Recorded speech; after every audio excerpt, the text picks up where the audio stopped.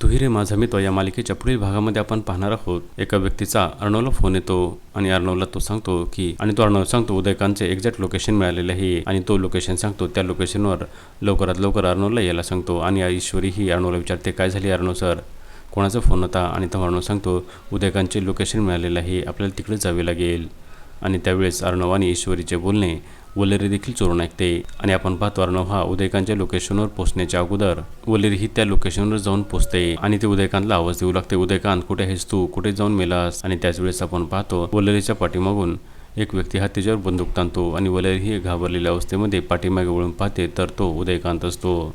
आणि तेव्हा वलेरी ही अतिशय घाबरते आणि त्याच वेळेस आपण पाहतो अर्णव देखील त्या ठिकाणी येऊन पोहोचतो आणि तो जोरजोरात दरवाजा वाजू लागतो आणि बोलतो उदयकांत लवकर दरवाजा उघड. आणि त्यावेळेस वलेरी आणि उदयकांत दोघेही घाबरलेले असतात. आता पुढे येणाऱ्या भागामध्ये अर्णव हा वलेरीला उदयकांत सोबत रंगे हात पकडणार का हे पाहणे अतिशय रंजक ठरणार आहे. तुही रे माझा मित्र या मालिकेचे सर्व अपडेट्स पाहण्यासाठी आमच्या चॅनलला लाईक करा, शेअर करा आणि सबस्क्राईब करायला विसरू नका.